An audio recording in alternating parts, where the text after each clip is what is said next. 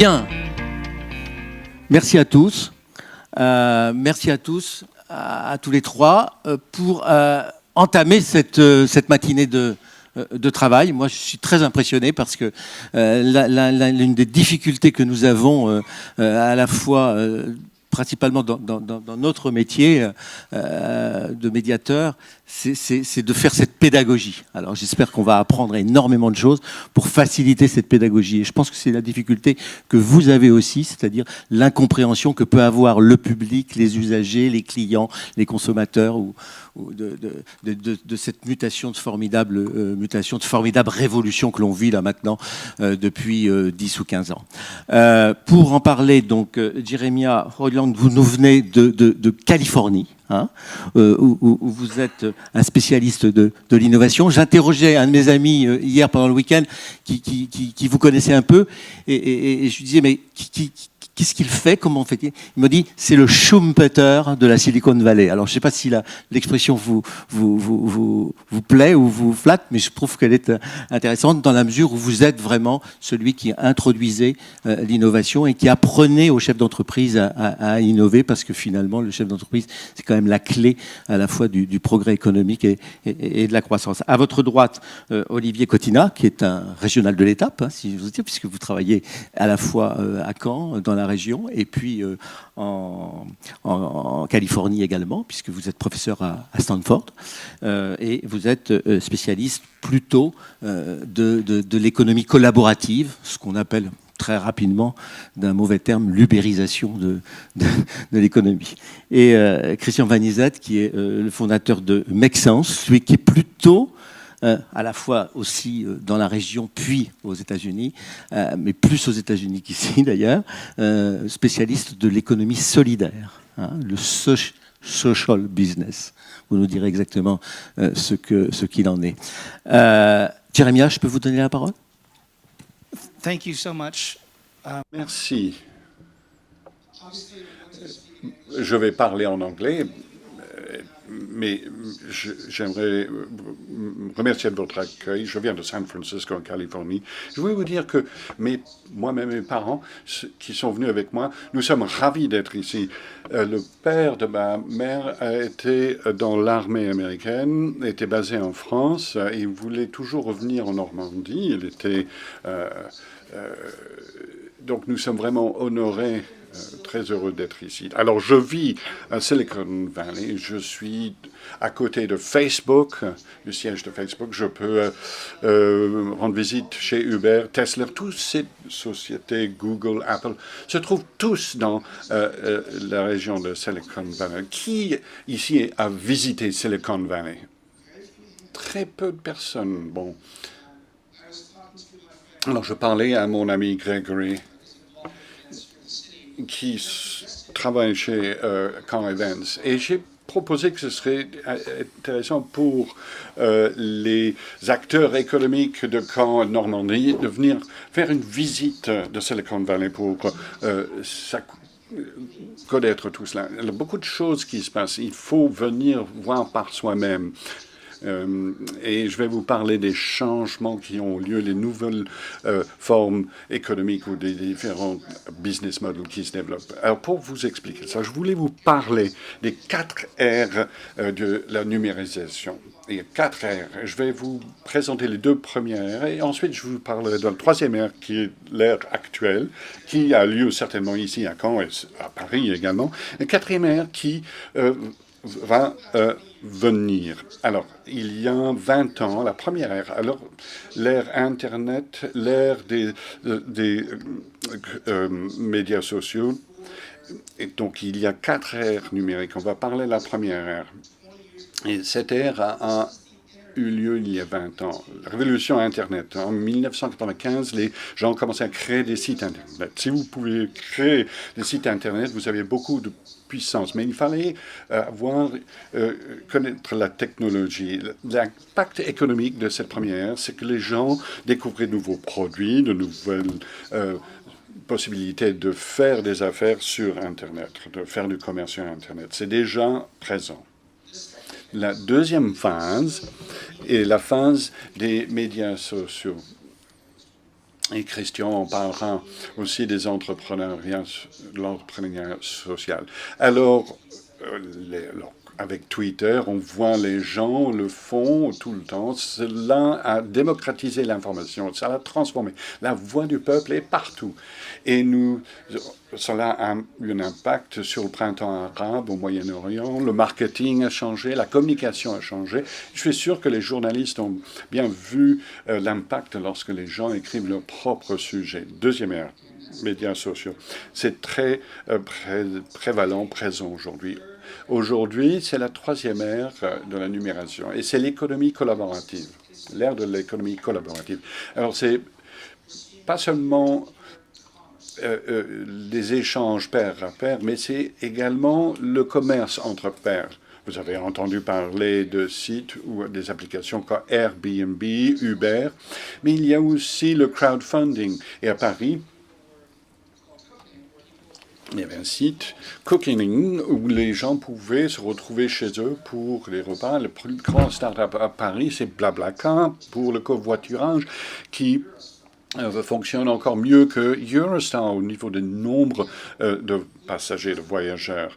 Je parlais avec le maire et nous étions en train de regarder sur mon téléphone, même ici à Caen, il y a des personnes qui louent leur maison ou leurs appartements sur Airbnb. Et vous pouvez constater que c'est une nouvelle ère de développement économique où les gens invitent directement les touristes pour venir chez eux et cela a un impact sur l'hôtellerie. Donc les bénéfices ne sont pas redistribués, par exemple, aux hôtels et dans d'autres pays, restent vraiment ici. Donc, vous allez voir que ça va vraiment changer beaucoup de choses. Je n'ai pas vu d'exemple Uber utilisé. Je n'ai pas. Mais je sais que cela va se développer plus et on va certainement voir des choses comme le crowdfunding, les personnes qui vont fournir des services de proximité. Ces modèles existent ici? Oui, tout à fait. Bon, donc ça a déjà lieu. Et c'est le troisième modèle, l'économie collaborative, où les gens utilisent la technologie afin de garder l'argent et les ressources au niveau local, au niveau de la proximité. Alors, vous êtes prêts pour la quatrième ère? C'est l'ère qui va venir. C'est le monde autonome. Le monde autonome, c'est lorsque les robots remplacent les ouvriers humains, lorsque les robots vont remplacer les travailleurs. C'est intéressant de savoir, nous sommes dans une banque ici, aujourd'hui une banque agricole. Récemment en Californie, j'ai visité une ferme et c'était une laiterie très avec une haute technicité. Ils avaient des robots qui s'occupaient des vaches et les robots étaient en train de nourrir les vaches, leur fournir le fourrage. Donc on n'a pas besoin d'être humain pour nourrir les vaches. Et chaque vache avait des objets intelligents pour pouvoir suivre ce que consommait la vache. Et lorsqu'il était moment de traire, il y avait une machine à traire automatique. Il y avait simplement 3 employés qui géraient toute la laiterie. Et c'est la machine qui faisait la traite. Tout cela a été fait automatiquement grâce à des robots.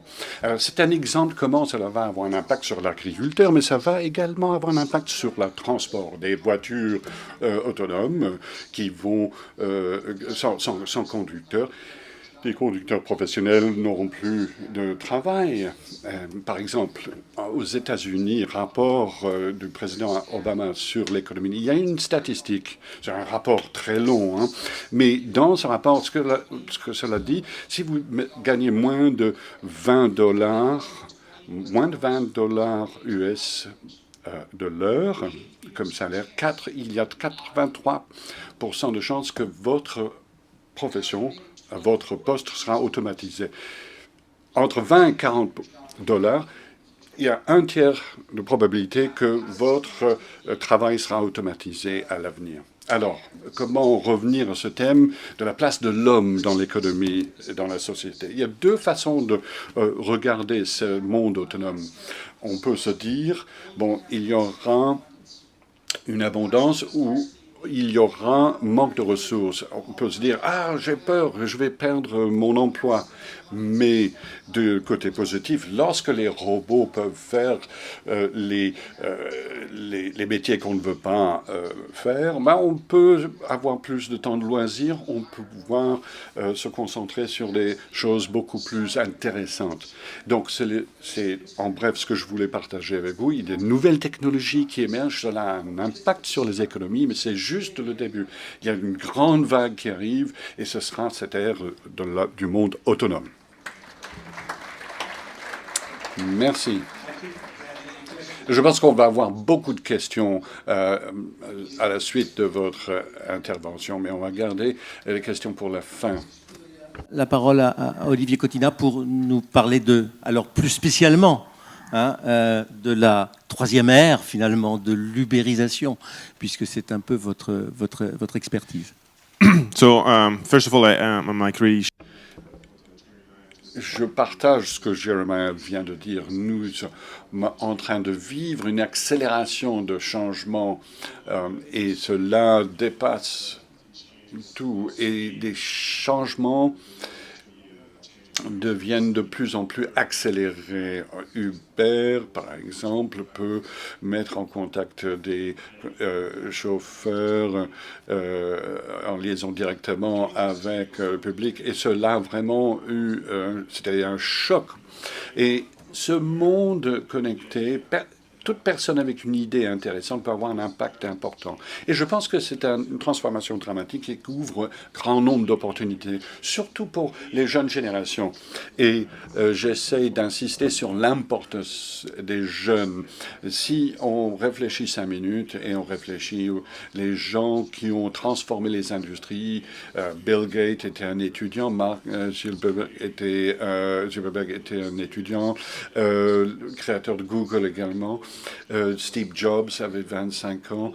Tous ces jeunes, c'était des jeunes à l'époque, qui étaient à la fac, à l'université, avaient une différente façon de voir le monde, des aspirations différentes. Et c'est comme cela qu'ils ont changé le monde du travail, de l'industrie, et de grandes opportunités. Je pense que les robots vont être un défi énorme. Beaucoup de nos métiers vont disparaître, mais également cela présente énormément d'opportunités pour les jeunes d'imaginer de nouveaux services. Et depuis 10 ans maintenant, je vois ce qui se passe. Je suis très optimiste. Il y a beaucoup de défis à relever, comme Jeremy disait. Il y a des problèmes en Europe. Il y a le défi des réfugiés, la crise économique, l'environnement, mais il est vrai que nouvelle génération, et je vois ça lorsque j'enseigne, que cette jeune génération cherche à imaginer des nouveaux services et de changer le monde. Et ils sont très conscients de l'impact de ce qu'ils peuvent imaginer, quel impact va avoir sur le monde.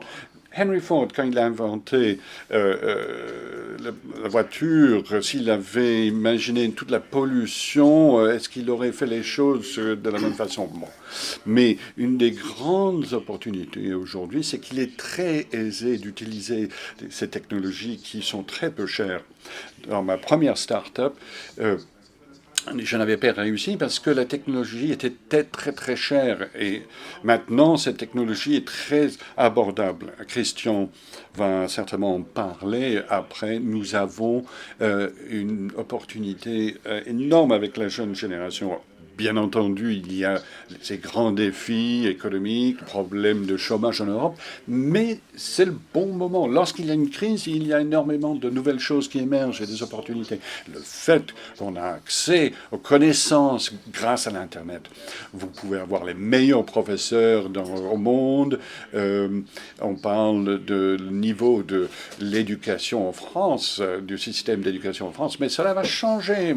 Comment on va former les jeunes? On va avoir accès à l'expertise. Et les jeunes changent déjà. Je vois avec mes étudiants, ils apprennent sans moi. Ils cherchent sur Internet des informations, ils apprennent plein de choses sur des sujets différents et cela transforme totalement la façon dont nous enseignons, la façon dont nous travaillons et les attentes des jeunes de la génération Y. On voit beaucoup de commentaires, comment les sociétés disent, on parle au cadre supérieur, les gens disent ils veulent travailler différemment avec Facebook au bureau, c'est bizarre, mais c'est simplement une autre perspective. Les jeunes veulent être plus libres, plus ouverts, et ces nouvelles technologies leur donnent la possibilité de changer et d'avoir un impact, de changer le monde du travail. Et je pense que nous vivons une période très, très passionnante, et je pense que les gens ont compris que c'est pas simplement quelque chose pour les geeks. On a parlé de Airbnb, Uber, Blablacar, etc. Ils sont en train de changer le monde de l'entreprise. Je parle avec des banques, mais je rencontre beaucoup d'étudiants qui veulent simplement travailler dans le domaine de la banque et de s'attaquer à ce domaine et changer les choses. Donc, cela nous donne espoir. Je parlais avec Christian et Jean-Marc tout à l'heure. La jeune génération, je pense, est tout à fait prête à exploiter tout cela. Et je crois que c'est la première fois dans l'histoire que la connaissance, l'expertise est vraiment aux mains de jeunes générations. Surtout en France, on a tendance à ne pas donner, c'est mon avis, suffisamment de responsabilité aux jeunes. Et c'est pour cela que beaucoup de jeunes vont à l'étranger. Mais je pense que maintenant, avec les nouvelles technologies, tout cela est en train de changer très rapidement. On a vu beaucoup de reverse monitoring, des gens comme Christian qui vont aller parler au patron de Crédit Agricole et seront son mentor. Il y a 10, 20 ans, c'était dans l'autre sens. C'était le cadre supérieur qui était le mentor de Christian. Et quand j'essaye d'aider des grosses sociétés, je demande au patron qui est la personne qu'il pense pour changer sa société. Il pense ses cadres supérieurs. Mais finalement, les gens qui pensent différemment, qui peuvent changer, c'est les 20-25 ans. Un bon exemple, Christian en parlera certainement. La première fois que j'ai rencontré Christian, il y a 8 ans à Stanford, et il était un peu, enfin très intelligent, mais un peu foufou, parce qu'il essaie de faire quelque chose que personne ne faisait. C'était l'entrepreneuriat social. Les gens disaient, mais c'est de la charité, c'est quoi ça? Et c'est un très bon exemple. Je suis honoré d'être en sa présence aujourd'hui, parce que j'en parle souvent à mes étudiants. Il avait une vision, et les gens disaient, mais c'est quoi ton plan économique? Est-ce que tu peux me donner l'impact financier de ce que tu vas faire? Et maintenant, 8 ans plus tard, il a été nommé par Forbes comme étant un des entrepreneurs les plus influents, qui a énormément d'influence, et il a pris une initiative avec Make Sense qui est fantastique. Et il montre comment on peut avoir un impact si on est ambitieux, si on sait utiliser ces nouvelles technologies, si on est passionné et si on n'a pas peur d'échouer. Et beaucoup de gens que je rencontre ont peur de tenter, d'essayer. Et ce que Christian a fait, et ce que fait la jeune génération aujourd'hui, c'est vraiment de prendre toutes ces technologies pour relever ces défis et de construire un meilleur monde. Et je pense qu'il le fait très bien. Thank you very much for this presentation. Merci pour ces présentations. Le laisser parler maintenant, Christian Van Isen, qui est français, mais qui est citoyen du monde. In English? If you want. I'll try. Je vais essayer en anglais. Bonjour tout le monde. J'ai eu un peu peur quand j'ai parlé parce que j'avais l'impression que ma vie simplement est passée par ces différentes étapes. Je suis né en Polynésie française. Nous avions Internet tout d'un coup. Nous étions connectés dans un petit île au milieu du Pacifique. Je pouvais voir Jean-Marc sur l'Internet. C'était génial. Donc ça, c'était la première chose. C'était vraiment génial. Ensuite, j'ai découvert les médias sociaux. J'avais des amis partout dans le monde. Et ensuite, je suis allé étudier à Marseille et j'ai travaillé à Gemalto. Je ne sais pas si vous connaissez cette société. Ils font les cartes SIM, les smart cards.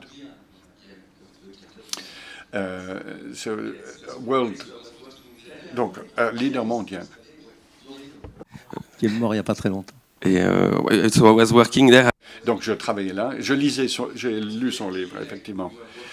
Donc nous travaillons sur comment fabriquer les objets connectés pour qu'ils deviennent autonomes et comment ils peuvent travailler entre eux, ces objets. Et c'est là où je me suis rendu compte que les technologies changent les choses. Mais après 24 ans de découverte et de s'intéresser aux médias sociaux et comment connecter les objets, mon réfrigérateur, parce que j'aurai toujours du lait, parce que mon réfrigérateur me dirait, tiens, il faut commander du lait. Bon, c'est super, mais est-ce que je vais m'ennuyer avec... C'est comme des jouets, mais comment ces objets peuvent devenir vraiment utiles. Et c'est à ce moment-là que nous avons eu l'idée de créer la start-up Make Sense. Et c'était à l'époque où je travaillais chez Gemalto. Nous travaillions sur ce projet pour la connexion des objets, mais il y avait un autre projet qui était vraiment intéressant à mon avis, c'est comment faire du microfinance dans des lieux reculés dans le monde sans ouvrir une banque partout. On n'est pas obligé de créer des agences crédit agricole partout. Mais vous pourrez permettre aux gens d'utiliser les outils Crédit Agricole grâce à leurs terminaux, leurs mobiles. Et je me suis dit, la technologie peut être super cool parce qu'on peut l'utiliser pour que les gens puissent sortir de la pauvreté si on a le bon modèle économique, le bon système. J'ai découvert Mohamed Younous, qui a inventé le microcrédit. Avec mon ami Roman, nous avons décidé de quitter Gemalto, bien que c'était super de travailler dans cette société qui font des choses formidables. Et on a décidé de voyager par le monde pour rencontrer les entrepreneurs qui voulaient résoudre des problèmes sociaux ou environnementaux en utilisant des technologies. Donc tout d'abord, on s'est concentré sur les mobiles pour le microcrédit, mais on peut faire des diagnostics médicaux, par exemple, avec les téléphones mobiles. On peut apprendre l'anglais avec des vieux téléphones Nokia. Donc, nous avons développé ces projets, surtout en Asie, et nous avons décidé de créer une plateforme. Nous sommes revenus en Europe et nous pourrions présenter tous ces objets. Nous utilisions Facebook pour recruter des volontaires pour travailler avec ces différents initiateurs de projets. Donc, il y a eu des milliers de projets qui ont été postés sur la plateforme Make Sense.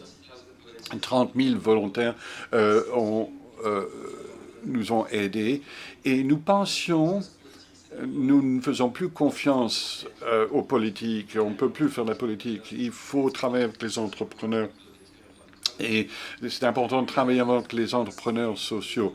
Mais on s'est rendu compte, travailler avec les gouvernements et les grosses sociétés. Et depuis 2 ans maintenant, nous avons un programme qui a été lancé par le président français. La France s'engage 50 millions d'euros dans un fonds pour financer le développement de l'entrepreneuriat social pour mettre en liaison avec le monde des entreprises traditionnelles. Donc les jeunes travaillent avec le gouvernement pour développer les meilleures innovations, les rendre plus industrielles.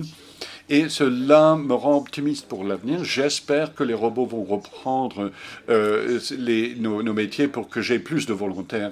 Et si les gens ont un salaire de base, ils seraient payés pour être des volontaires. Et je pense que ce serait la grande révolution à venir pour les prochaines générations.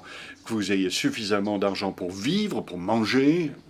Bon, boire un petit peu, hein, avec modération, de manger, dormir, avoir un logement et avoir suffisamment d'argent pour créer des choses que des robots pourraient développer ou produire des choses utiles. Et je pense que c'est une des conditions, si nous voulons rester libres, il ne faut pas qu'on soit inquiet de nos besoins basiques.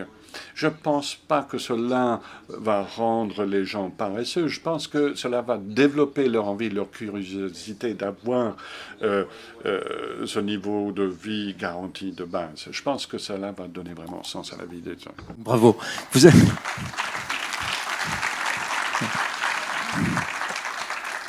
Christian, vous êtes allé en Suisse récemment, vous avez raté la campagne électorale pour le référendum en Suisse. Oui. Hein. Et en Suisse, en Finlande aussi. Oui, mais je pense que vous avez raison de lancer le débat là-dessus. On va entamer les questions et s'il y en a dans la salle, il faut vraiment nous le signaler parce qu'il y a des micros. Je voudrais pour poser la première question, parce que c'est toujours la plus difficile à poser quand ça vient de la salle, vous emmenez sur le terrain strictement économique. On a beaucoup appris des révolutions précédentes, de la machine à vapeur comme de l'électricité, 19e, début du 20e.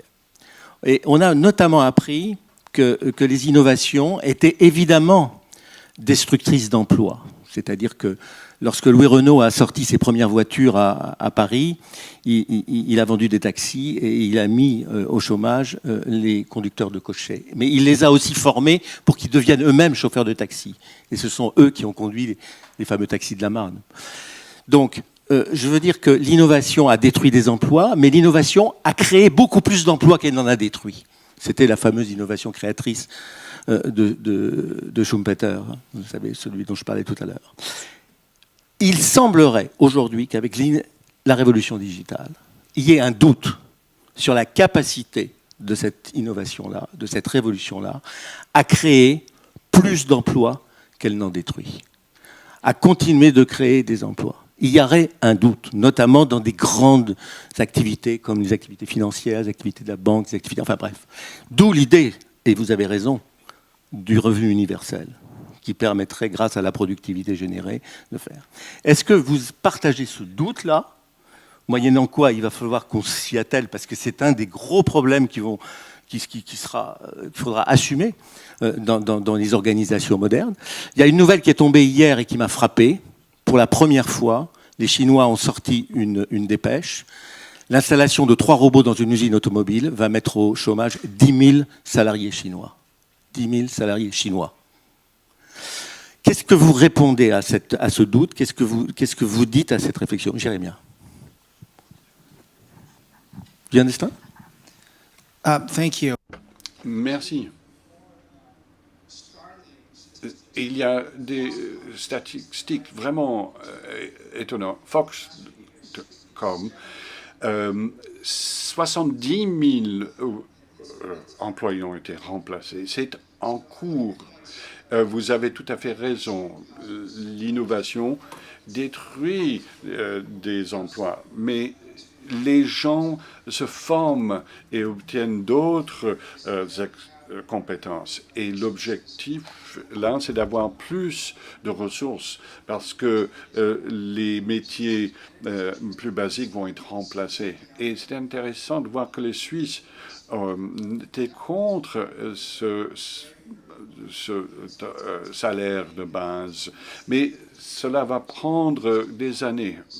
Cela commence seulement. Le Canada pense à ce salaire minimum universel. C'est quelque chose qui est possible.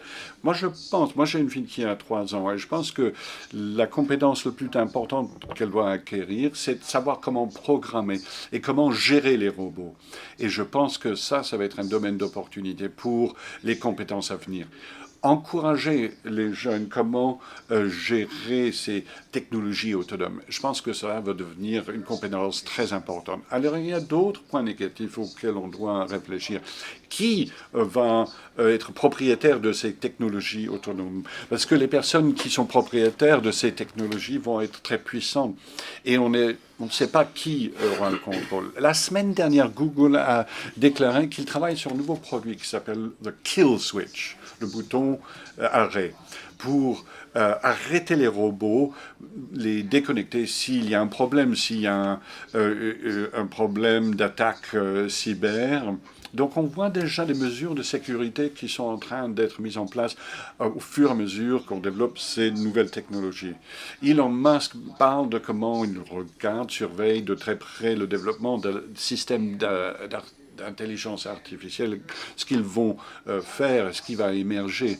Et il y a beaucoup de réflexions philosophiques à propos de savoir comment ces êtres vont nous traiter. Et c'est effrayant, Jean-Marc, parce qu'ils vont nous voir comme étant des êtres de niveau inférieur. Ils vont voir comment nous avons traité les animaux et ils vont peut-être nous traiter comme nous traitons les animaux. On va peut-être devenir de leur nourriture ou peut-être leurs animaux de compagnie ou des nuisibles ou même complètement hors jeu.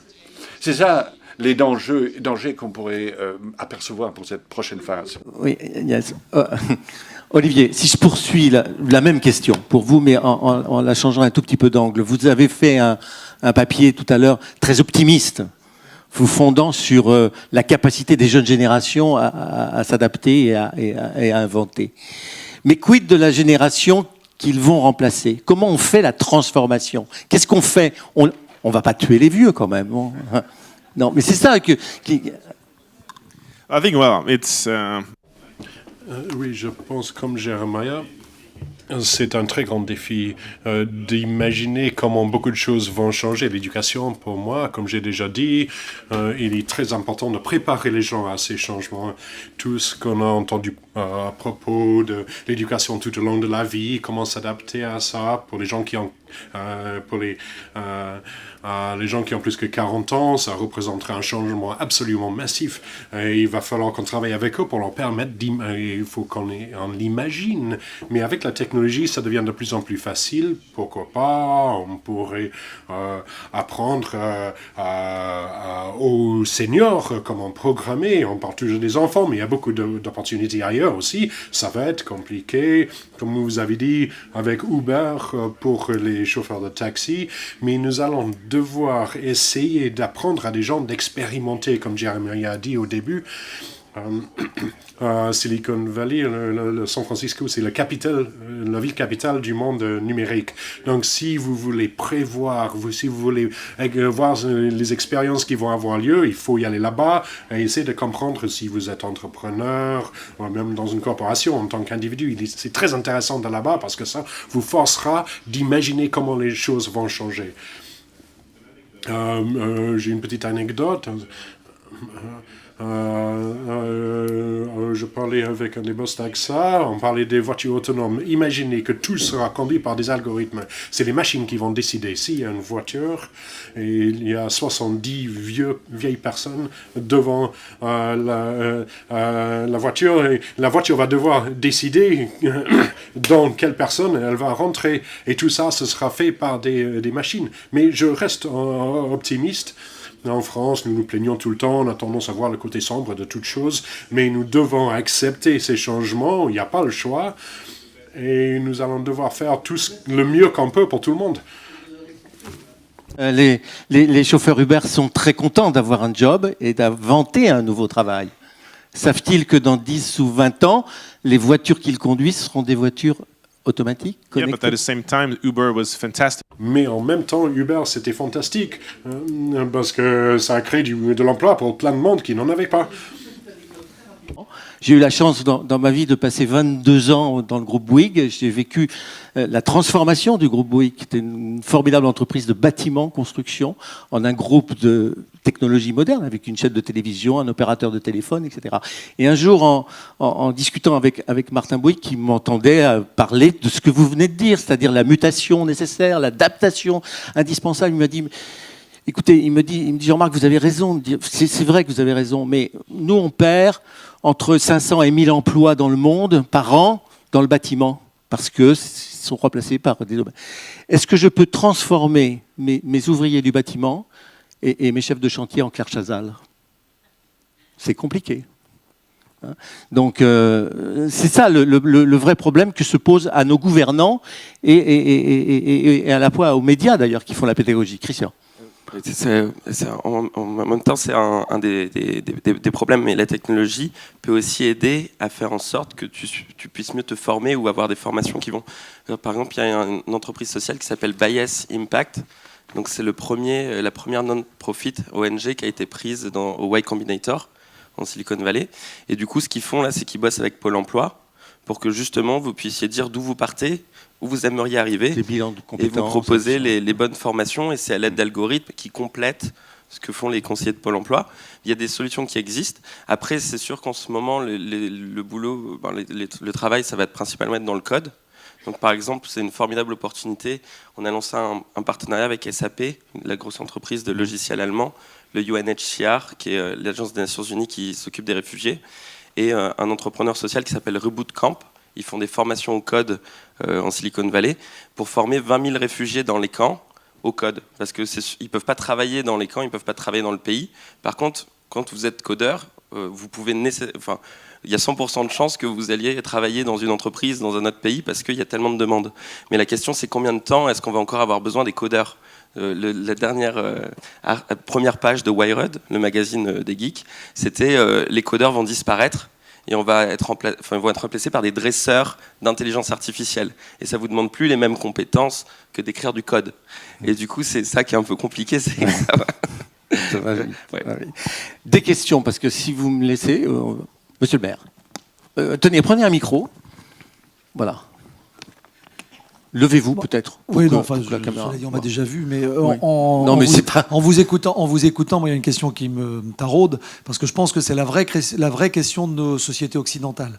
Quand on parle de perte de repères, en réalité, le vrai sujet, c'est qu'il y a un certain nombre de personnes minoritaires, malheureusement, qui comprennent bien finalement tous les changements en cours et qui se considèrent qu'ils sont tout à fait adaptés et qui et auxquels effectivement ils n'en ont pas peur et par conséquent ils se réfugient pas dans tous les votes nationalistes auxquels on assiste aujourd'hui, parce que c'est quand même un de nos sujets, ce qui nous ramène entre nous un peu, toute proportion gardée, dans la situation des années 30. Et donc tout ça pour dire que le vrai fossé, c'est finalement la différence entre ceux qui ont une vraie culture générale, avec une capacité à appréhender les évolutions, et ceux qui n'en ont pas. Et s'il y a bien un sujet sur lequel... notamment notre pays est très inégalitaire, c'est sur la capacité à transmettre la connaissance au sens large. C'est pour ça que quand je vous entends parler de codage, je le disais à l'instant avec Sophie, moi, je ne crois pas du tout que la solution soit d'apprendre le code à tout le monde dans les écoles. Je pense que la solution, c'est de faire comprendre aux gens que le monde change et que la nature humaine a plein de ressources et qu'elle est capable de s'y adapter. Mais donc concrètement, ma question, c'est en gros, qu'est-ce qu'on fait autre que le revenu universel? Enfin, je veux pas rentrer, c'est un débat sur le revenu universel. J'ai une idée, j'ai une opinion très tranchée qui vous apparaîtra très conservatrice sur le sujet, mais j'assume complètement. En deux mots, il y a un conflit de génération là. En deux mots, je considère que tous les systèmes peuvent exister. La seule chose, c'est qu'un bon système, c'est un système qui pousse vers la vertu. Bon, voilà. Donc, en l'occurrence, l'amour du boulot. Donc, ah non. Donc le. Vous faites de la provocation. Non, mais un peu. Oui. Ah bon, d'accord. Et donc justement, comment vous voyez les choses par rapport effectivement à ce fantastique défi éducatif, capacité à ce que l'immense majorité de la population soit capable d'appréhender ces changements. C'est ça le problème. Je démarrais sur la nécessité d'une pédagogie, mais c'est notre déficit. Je pense qu'au contraire, le revenu universel, c'est aussi, par exemple, ce qui est très intéressant, c'est Y Combinator. Donc, Y Combinator, on ne peut pas faire plus libéral. Hein, c'est quand même l'entrepreneur. Non, mais on ne va pas faire le débat sur le revenu universel. Non, mais c'est intéressant parce que pour moi, le revenu universel, c'est aussi une possibilité d'avoir moins de freins vers l'entrepreneuriat. On est un pays qui a énormément peur de l'échec, qui a peur qui a un peu peur de l'avenir. Oui, mais pardonnez-moi, mais le vrai problème, c'est parce que je reprends ma casquette d'économiste, c'est est-ce que les nouvelles technologies vont sécréter, vont générer assez de productivité et de marge pour pouvoir financer le revenu universel. C'est ça, hein. Ça, c'est difficile à dire aujourd'hui, mais moi, je fais beaucoup de témoignages dans des collèges et des lycées défavorisés. Et aujourd'hui, il y a clairement un manque de... En fait, nous, on n'a pas de rêve américain en France. Aujourd'hui, aux États-Unis, il y a le rêve américain. Barack Obama, il a réussi à... Ouais, enfin, aux États-Unis, il y a quand même des success stories avec des jeunes qui partent de rien et qui y arrivent quand même. Aujourd'hui, on en a un peu moins, quand même, un petit peu en France. Il y en a peut-être moins aux États-Unis, mais bon, il y a quand même. En tout cas, j'aimerais bien qu'on en ait aussi peu en France qu'aux États-Unis. Mais toujours est-il que moi, aujourd'hui, je pense que le revenu universel, ça fait partie des réflexions, parce que je pense que la vie démocratique va changer aussi. Je suis totalement d'accord. Et je pense que ça peut donner l'opportunité à plein de gens d'avoir envie de créer. S'ils ont un revenu universel, ils auront plus ce frein, un peu cette peur de l'avenir, quoi. Mais ça, notre système éducatif et l'université va devoir se réinventer également, y compris nos écoles, la manière dont on enseigne, ça c'est sûr certain. Hein. Christian. Là, ce sur quoi on travaille beaucoup avec les écoles et les universités, c'est pas tant sur l'apprentissage de compétences spécifiques, mais plus sur la créativité, résolution de problèmes et travail en équipe. Et du coup, c'est comment est-ce que vous diffusez, et c'est un peu ce que tu fais aussi avec School Lab, c'est comment est-ce qu'on permet d'équiper tout le monde avec ses compétences. Et ensuite, la question, c'est qu'il y a toute une partie du changement va se faire à l'école. Donc, c'est peut-être les jeunes générations, mais à mon avis, ils sont déjà, enfin, avec tous les jeux ou les méthodes pédagogiques qui commencent à se diffuser, les MOOC, enfin, ça va commencer à être des choses qui vont être clés. La question, c'est comment est-ce que vous formez les gens qui sont plus à l'école. Et là, on a fait une expérimentation à Los Angeles, juste à côté de Hénin-Beaumont. Et du coup, c'était de se dire, est-ce qu'on est capable de montrer aux citoyens, c'est un village de 7000 habitants, 300 qui sont venus, on leur a dit, venez avec les problèmes de votre ville, et c'est vous qui allez les résoudre. Vous n'allez pas dire au maire, est-ce que tu peux résoudre le problème pour moi, mais vous allez venir chercher sur notre site internet les entrepreneurs qui ont des solutions, les inviter à travailler avec eux, et je pense que c'est par le réengagement des citoyens que ces compétences elles vont se faire. C'est comment vous utilisez ces compétences pour leur montrer que ça te permet d'améliorer à côté de chez toi, sinon ça va rester trop abstrait. Est-ce qu'il y a des questions dans la salle? Oui, allez-y, monsieur. Oui, merci. Je souhaiterais revenir sur l'homme. En fait, on a cité tout à l'heure le référendum suisse où les Suisses ont refusé le salaire qui était de l'ordre de 2500 francs suisses, je crois. 2200. Oui. Il n'y a pas très longtemps, également, les Suisses ont refusé par référendum, je crois que c'est la 5e semaine de congé. Donc les Suisses ont vraiment de cheviller au corps cette valeur travail, qui a été citée par Joël Bruno aussi tout à l'heure. Donc vous, dans votre vision, l'homme au fond de lui-même, comment percevra-t-il cette valeur travail à travers tous ces changements technologiques? Parce que cette valeur travail, ça fait qu'on a un certain comportement, une certaine façon de voir les choses, certaines valeurs, etc. Donc, moi, je voudrais savoir l'homme, comment il sera. Vous avez raison, parce que aujourd'hui, c'est le facteur fort de l'identité. Hein. Oui, Jérémie. Si on essaie de séparer la différence entre un travail et le prémisse, je ne sais pas si un emploi est quelque chose ça vous passionne peut-être pas, vous amenez, c'est pour amener de la nourriture sur votre table, mais passion. Les optimistes dans la technologie estiment qu'on peut générer suffisamment de ressources pour pouvoir focaliser sur l'art, sur la culture, ou peut-être sur la société pour les entrepreneurs sociaux. L'entrepreneur social. Donc le but est de faire des choses d'un niveau supérieur. Je pense que c'est pas mal. Est-ce que l'entrepreneuriat social ou le social business est compatible avec ce qu'on appelle les contraintes de marché international aujourd'hui? Ça dépend ce que vous incluez dans la valeur qui est créée. Par exemple, je donne un exemple sur Make Sense, on a des bénévoles qui vont travailler, enfin c'est même pas leur job du coup, c'est un peu leur passion, ils font ça à côté du travail, avec les restaurants universitaires sur comment diminuer le gaspillage alimentaire. Donc ils trouvent une solution pour les restos U. Ils travaillent gratuitement, mais leur solution, elle peut faire économiser des millions d'euros aux contribuables, c'est juste que c'est pas valorisé comme tel.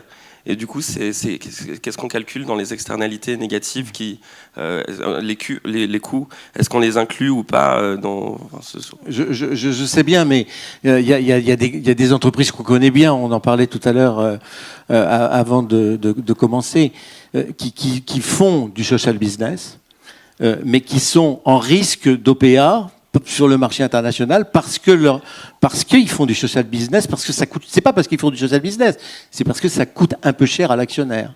Il faut donc convaincre l'actionnaire qu'il a un coût supplémentaire parce que l'entreprise a un sens.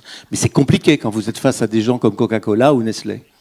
C'est un peu la création de valeur partagée. Oui. C'est comment est-ce que vous ne créez pas juste la valeur pour les actionnaires? Pour date, il y a beaucoup de débats là-dessus, mais je pense sur le travail, moi, c'est pour ça que je ne suis pas nécessairement pour ou contre, mais je ne vois pas d'autres solutions à court terme. Quand tu regardes la valorisation boursière des grandes entreprises américaines et le nombre d'employés qu'elles ont, c'est clair qu'il ne va plus y avoir assez de boulot pour... Exact. Mais c'est un problème de génération aussi, dans la mesure où les actionnaires, en général, sont les seniors. Après, nous, ce qu'on voit chez nos bénévoles, c'est qu'il y en a beaucoup qui deviennent bénévoles parce qu'ils ont envie de changer de vie, quoi. Ils ont plus envie on appelle ça des job out. Il y en a beaucoup qui font des grandes écoles et qui ensuite font 3 ans de conseil, ils en peuvent plus et ensuite ils sont prêts à diminuer leur salaire par 3 pour aller travailler dans des entreprises sociales. Ça devrait pas se passer comme ça, mais il y a tout un sentiment de est-ce que la grande entreprise et le travail tel qu'il est effectué aujourd'hui, il est encore intéressant ou pas? Allez, on prend une dernière petite question parce que je sens que J'ai une question. Tout à l'heure, Olivier Cottina a parlé de la nécessité de... Oui. On vous voit pas. Il a parlé de la nécessité de développer la créativité, développer également le travail en équipe. Et aujourd'hui, en France, on note que quand même, il y a beaucoup d'individualisme. Et donc, je me dis, comment peut-on justement développer cette créativité au sein des écoles où de plus en plus, on met en avant tel élément brillant dans des concours, notamment. C'est toute la réforme du système d'éducation nationale, là, hein. Moi, je pense que ça change aussi. Honnêtement, c'est vrai que c'est un point qui est très important, hein, parce qu'aujourd'hui, le monde professionnel, vous allez travailler en équipe. Et puis, la bonne nouvelle, c'est que chacun dans cette salle, vous êtes capable d'être créatif, en fait. Alors, vous n'êtes pas forcément tous le potentiel de Steve Jobs, mais vous pouvez tous inventer des choses, imaginer des choses, avec que ce soit incrémental ou plus disruptif. Oui. Nous, on a manqué beaucoup de programmes, justement, pluridisciplinaires. Moi, je pense qu'un des problèmes qu'on doit résoudre en France, c'est le fait qu'on raisonne en silo, en fait. Il y a l'école, il y a l'économie, il y a l'ingénierie, il y a le business, il y a le design. Alors qu'en fait, nous, ce qu'on a réussi à faire depuis 10 ans, c'est en connectant ces différents éléments, on arrive à créer plus de valeur, on donne plus d'envie et ça donne plus de confiance. Un des problèmes aussi qu'on a en France, c'est la confiance qu'on a en le futur, la confiance qu'on a en nous-mêmes. Et c'est pour ça qu'il faut être positif et avoir envie d'aller de l'avant, quoi. Il ne faut pas essayer de rester sur ces schémas un peu conservateurs parfois. Il faut, on dit tout le temps, un entrepreneur, c'est quelqu'un qui saute d'une falaise, il est dans le vide et il faut qu'il invente son parachute dans la descente, en fait. Et finalement, c'est un peu ça le monde dans lequel on vit. On doit réinventer aujourd'hui un monde, et tout ce que vous évoquez, il faut avoir envie d'essayer, et surtout, il faut l'expérimenter. Il y a beaucoup de scepticisme. Moi, j'en rencontre plein de gens qui sont notamment des seniors, hein, qui sont, ça fait longtemps, ça fait 15 ans qu'ils bossent, savent que ça marche. Ils n'ont pas forcément envie de tester quelque chose de nouveau, mais si on leur donne goût avec un peu de pédagogie, et surtout si c'est valorisé, parce que dans l'entreprise, il faut aussi valoriser les gens qui vont essayer de faire des choses. Moi, je dis tout le temps à mes salariés, en fait, je pénalise pas quelqu'un qui se trompe, je pénalise quelqu'un qui n'essaye jamais. Parce que forcément, quand on n'essaye jamais, on ne peut jamais se tromper, hein, de fait. Donc le but, c'est d'essayer de valoriser ça. Il faut valoriser les RH et puis de donner envie aux gens d'essayer des nouveaux modèles, quoi, comme vous évoquez, y compris à l'école, pour moi. OK. Allez-y, pardon. Yeah, over to you. Région Normandie. Peut-être vous levez, parce Oui, aussi. Parce qu'on ne va pas vous voir à la caméra. Voilà. Très rapidement, pour rejoindre vos propos sur la chaîne des valeurs et la confiance avec l'émergence de la société digitale, moi j'observe quand même aussi que pour donner de la confiance, ne pensez-vous pas qu'il faille imaginer, parce que ça va faire changer les statuts, le statut des travailleurs, les artisans, les commerçants, l'ubérisation, on le voit bien, on passe d'une société d'entrepreneuriat à une société de services. Ça fait évoluer aussi, Christian le disait, la manière dont les jeunes s'approprient leur vie professionnelle pour dégager du temps de travail sur du temps libre, ou du temps de création ou autre chose. Donc, comment dans la chaîne des valeurs que vous identifiez avec une société digitale, vous mettez de la confiance avec de l'éthique ? Pour moi, le numérique connaîtra un véritable succès s'il est accompagné d'une forme d'éthique et de labellisation dans la chaîne des valeurs. On le disait par exemple dans le domaine de la santé, vous faites appel à énormément de services qui vont émerger. La médecine demain va évoluer avec des services digitaux. Nous pourrons consulter nos diagnostics et être plus sur une société de prévention de santé que sur du traitement pur. Mais du coup, comment vous mettez la confiance avec des publics fragilisés et ce système de transmission avec les générations, puisqu'on le voit bien, on est à la charnière entre la nouvelle génération qui va être complètement connectée et aujourd'hui une partie d'entre nous qui devons nous entraider et évoluer ensemble. Voilà. Moi, je pense que la société digitale, elle doit aussi être porteur d'éthique. Et comment on arrive à labelliser dans la chaîne des valeurs des services qui sont reconnus par tous pour entrer en confiance dans cette nouvelle ère. Ça, je crois que c'est... Voilà. Nous, ce qu'on regarde beaucoup avec les entrepreneurs avec lesquels on travaille, ça va être les modèles de gouvernance qu'ils mettent en place et comment est-ce qu'ils montrent que si, par exemple, tu prends de la donnée à tes utilisateurs et que ça fait ton modèle économique, tu peux faire comme Google et tu redistribues pas. Mais on va regarder un peu la ruche qui dit oui. Je sais pas qui connaît la ruche. Ouais. Ce qui est intéressant dans le modèle de circuit court de distribution. C'est un circuit court de distribution, mais leur plateforme technologique appartient à une SAS. Par contre, les producteurs étaient limités dans leur capacité de production par rapport à la demande. Et du coup, ils ont créé à côté une coopérative. C'est un peu comme Crédit Agricole, en fait, au tout début, sûrement. Et du coup, c'est les producteurs entre eux qui utilisent la plateforme qui se prêtent de l'argent pour financer l'appareil de production. On va pas faire un débat, mais ça dure ça existe depuis combien de temps ? Ça existe depuis très longtemps, mais c'est à quelle part de marché ? Maintenant, je sais pas. C'est affreux ce que je suis en train de faire. Non, mais dans 5 ans, ça aura peut-être dépassé Carrefour. Ah bon? Dans 5 ans. 5 ans. C'est exponentiel. Après, je Bien. pense- ouais. Un mot. Est-ce que, je vais être affreusement provoquant, la crise rend intelligent ou pas? La crise oblige à prendre des risques et surtout c'est une source d'opportunités pour moi importante. Je pense qu'aujourd'hui, notamment pour les jeunes, le fait qu'ils aient plus de mal à trouver des boulots qu'avant, ça les oblige à... C'est peut-être pour ça aussi qu'il y a plus d'entrepreneurs Je savais sociaux. bien que on terminerait sur une conclusion affreuse, mais Jérémia, ça crée... Yeah. Let's talk about. Si on parle des milléniaux et les études qu'on a regardées, mais beaucoup d'entre eux ne veulent pas travailler un emploi à plein temps. Le maire parle de le travail dur et ses vertus. Beaucoup de gens de la nouvelle jeune génération veulent se focalisent sur le but, ils veulent travailler dans des emplois qui sont d'un niveau supérieur. Ils ne veulent pas nécessairement passer leur vie à travailler, ils veulent aussi voyager. Leur chaîne de valeur, leur hiérarchie de valeur est très différente. Et les générations futures de travailleurs vont respecter cela. Moi, je suis curieux, dans l'assistance ici, il y en a combien des milléniaux? C'est vous, combien d'entre vous ont moins de 30 ans? Moins de 30 ans. 6 personnes. Pas beaucoup. Ils ne sont même pas représentés ici, les milléniaux. Donc, je pense qu'il est important de savoir comment eux, ils vont se comporter, comment eux, ils vont consommer, parce que c'est notre prochaine force de main-d'œuvre. Moi, j'ai plus que 30 ans. Mais merci beaucoup. Merci beaucoup. Merci beaucoup. Aurélie. Thank you.